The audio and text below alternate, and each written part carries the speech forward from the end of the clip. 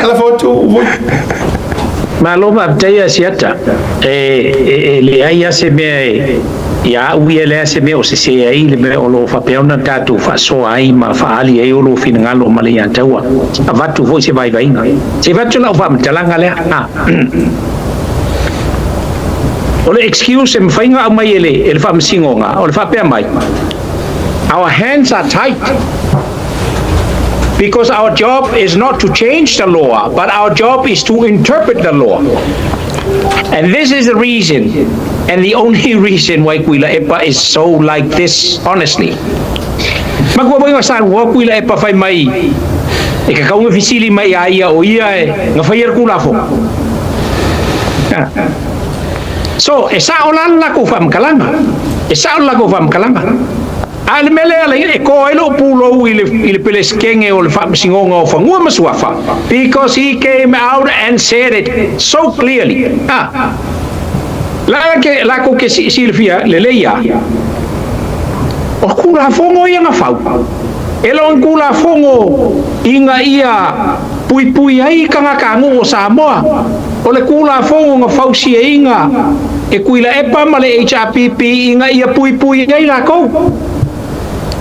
So ahora ko nga kay mi fa pengei e mafai la ko nga mai ile keke ai, because they understand what they have implemented. Iko kongol kula fongo la ko malama imenga la ko pasi inga o kula fongo la lea la kalango mai ai fa singo nga mawulunga ma fa singo uma ai le ka kawai o nga ave se ai le integrity o le ofisa male mamalu la ka u avenga e ka kau peon ko kilo ko ai la ko a sole e se ale alungo ia ko nga kula fongo o le ka ke wa interpret kula fongo le according to what they have stated alfa belave o le ka ke vai ko sa pangi ele ka fe ngai mo ka ko kangaka ele ka fe ngai mo ka ko kungu de ka kaula ya la ko o nga kaula mua mai la ko ai le o ala ko e interpret ya kula fongo according to what the dumb law that was put there by the Hrpp. Because ole upumongia bokula, this was my normal say if fonga pe o kelo ka siaka male akawa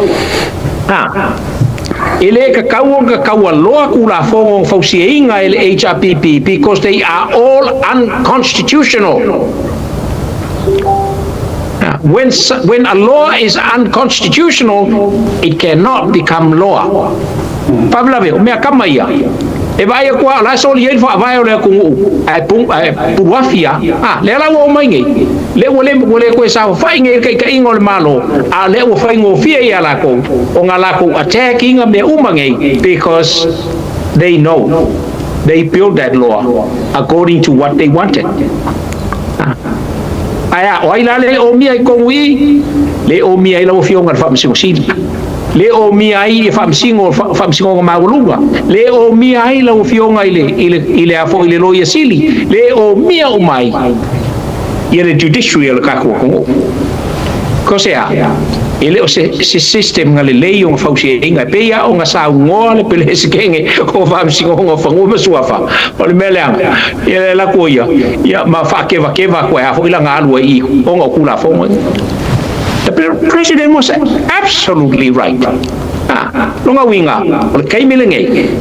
o kai mil kakauang kaku koe, pe agava, kaku koe fo I a koa kua il,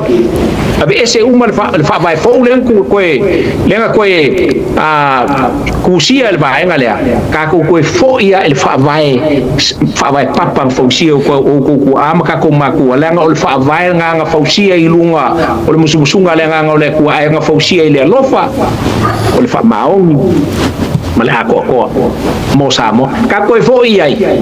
yung fo ko le on kula fongo ai ka ko fa ku mawinga yel fa vai. This is what I want the the fast government le finga malo la uli el mali ko inga ia ko fa fo il fa vai o Samoa ilonga ku langa ka waloa sai ilonga original fa mai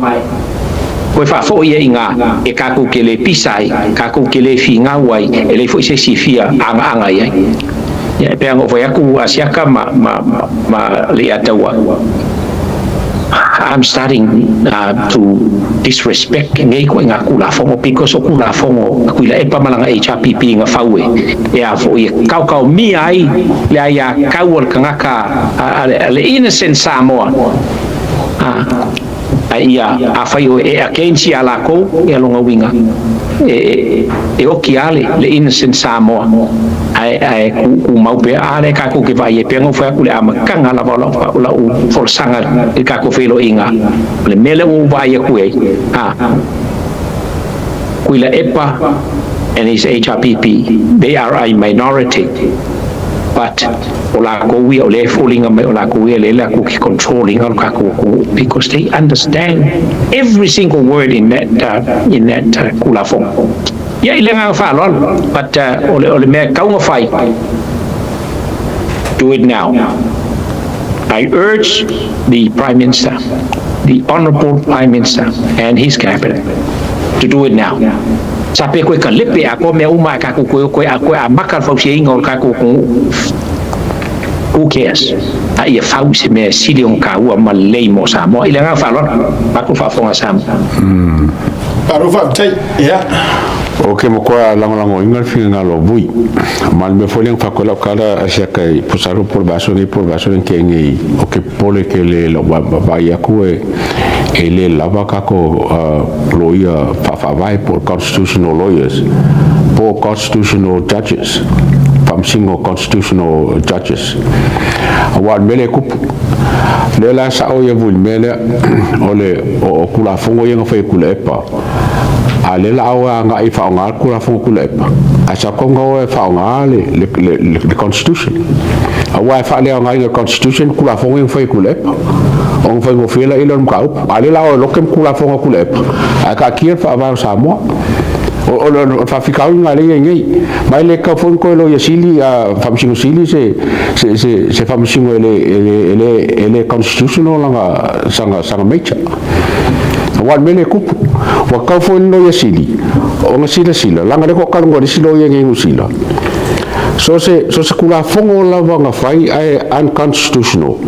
e mo fai ka penga ka nga sui kula fongo nga le ka fai lo ba ko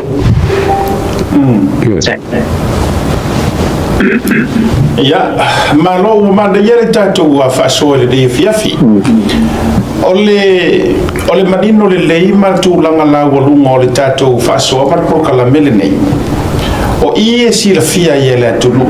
o I foi si la fia yele Hrpp ma le au vai nga ia le au fai pro kala me fo ie le e nga le io e me fe me ku la epa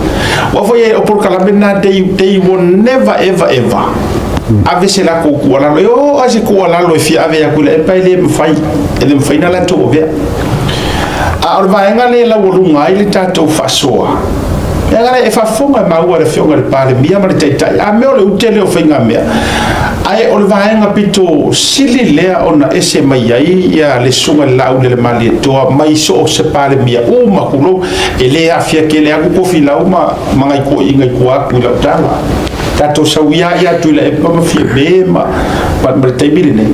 o le vaenga pito I la wolunga I le sunga la u le mali to o le tangata na te langona loto tangata o le tangata na te talia ina fautuanga tangata lenga fo yo le leile o le pale mia e sau sa vali fa kasi makangaka e sau ka die fa kasi makangaka tulo ai fa tasi matangata avaku fo ila le ku alalo ma avatu fo I se tu se fautuanga ma le tu mumusu a me se fo yo le ale tu langa avatu ele kai ke ele urunga ele te fo I fa o ele tale finanga ai sila le pale mia ava ai le kulanga le lei e maki ai le anga I ruma ava ai fo I le vaenga e tatia ye le taimi e fai ai e o ele taimi e fai ai ai kari ko mo ma fo angale le kai fia fa ko por kala me le tele ai lango le Hrpp el never ever fa se fo ko o fa nga fa sa ka mai ku le pa ka pero mar palaka fasanga makuira epa euro markio mika umaro ele ko fa yesenga me de ko fisi nei masesi alo winga la tala le fa fo mai fo al tanto ale atu wa me se fo bo ma banga si ole le leile na ole tanto por kala mele nei e fa o manatuma e tupu le fa tua ile tau longo aya ila se me fa ku puinga ile via vin ngai sa mo malo fa fo mo e ku pu fa ku or par mia e tu pu fa no to tele ya na minista e tu pu ile fa malo si uma ia ila to uma lo nga lu ile malo ma tu wala ngai sa e kau ke la lafoa ai le fa ngo fie le tu ranga au lo tau fa so ma tau va mea le anga o isi fo itangata ia e tau ba fai atu ai le tembi de nei vui mali atu o tangata ia o le fenga ruenga le malo ma tangata fu o le va la lata ma fai nga ruenga ma le fionga le palmia nisi o kamanga le feu i fo ile mea lantovia mo mai fale na ya ai o fa fitainga le na ma le tulanga e pito i la wolunga ai le tatou por kala fa tai to fa sa vui ona ole tulanga fo i le si fa tala no nga ile afole ono ya tulanga fo ai wo ma ia le tatou wa fa so ka ma ai me fole le un kwa file mu ale so sa ke lo ia le ai me so la ko kinga ba ku ngime pio pio ai le so la ko ka ok lor kai me ka kala se lo fa e to fai se sa no la le male to se simbe fa ko langa mai foi la ien alo mesilia wa asiata mesilia wa mawali ngo fo lo kam o sei palaka kama sei palaka pa uma kwata ukala le vai ngale nge wi langa ngai ka wa sia kai le mele ole afo yo longo wingo la fu fa ki nga kai le ko nga ya lo le la ule le male ko e afo e fa fe au sia la ko kama e manku ele fo asia kai le ma le aka wele fo mele ko ka ko kamu mua la vai ya la pepa o la pepa inga wo fo i mai la pepa mai le milkedi na lau ko ngia i loa ele a fo ele malo ia lau pepa el palmia inga ia faafeao pea ia lau pepa i longa kua per kongunga sa ia el palmia sa ia kai menga e sili aku nga malu pui ala nga ol koko e masalomia ia seisi kangaka ai lem foi nga e masalomia ia sou lava kali le ala nga kuwa ia lau pepa ele ia ko ave ia se leo ai ua ave lau pepa ia ma faafeao lava i longa kua i le ao malo pe la winga la kam kala pe fai fu se kala se si inga yalo ole sunga la ule le male ko ia le ia masala ko pisi nisi ai e pula ia la ule le male ko ia po ai ka e ko ia fo ie e a fo fa pe inga ia ya ole kulanga ile vele pe nga e ka wa ia ka malo fo le langa ilo le sao male kulanga ole malusi ole sao ya sa le fai ko ingala kala le malo si fo ngal ka malo o ai la ko o fai e longa malo si o ali ku malo le pa fo ele malo si ka malo e vo me sa fo ko o ke le ilo o fi o su e ya su nga penga ia se usunga se mali ko ile pa ma wai ku ile pa ia se me ai al me la oye la o forsi al kamalo e fa langi non ku ile pa ole alo le mali ko ia nga ai fa fonga mai fo ia fa o ko i male ma pu ka langi ma la ko ai sorry si le ole la poi fo lingo o mau ngar so fu le pa ya o ko so fu le pa la ko o ka malo ko usa sa fa ya vai i manono ngai e la ko malonga miki afu nga va ku ye el ka malo sa wa alo mas alo baro miki afu le langu lo miki afu ke alwe e ma ku ai lo pa ma winge ya daga ai le se usunga se mali ko nga o le fa ale au fo fosi ko nge be ko ku sfa penga ka ku pe hole nga fau manga o ka malo e fai ku span penga le ku ale malo inga ia sao ai kong me manga oi ia le nga fa lo ba fa fo ba ka ku fa uma ko inga so kai kala ngonga ai pa malo ba kai ai ma ka u ke le mai ba so kai mo ke fa pe ko ai fa lo ngor ka kai fa ku ala ke fa lo ngo ai fa kala nga lo sunga le alo el male ko ke foi o la le si vale le ola le ai se alo se male ko ai nga ne fo fa do pe o le alo le ya tau ia wana ngai ola baro vui ai la fia le pinge ole afo yo ole le ya ka uanga ele la au ye yo o ka malo male pa fa ya ba ya ile nga fa lo ba ku fa ko mele ku alo fa tai le ya fia fi te vai tu la ofionga tu mo mi foi o tai mo mi foi kai mo ga mi ka mo va so ako ta do fa so tai ta do fa ya alo fa tele tu mo la ofionga le va nga fia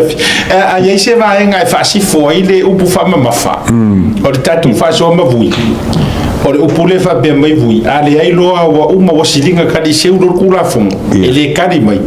tu ino kago felo ai la sonta ya lo fetele tu lo fatu na o mi mane na tu ya ma ruel de fiafi ya fa so ko ya ya esa le ya sa nga vui e fa tai ye no o tato por kalame te mo mia e o manga ya nga wo ma paga si o tato ele ai se me o tu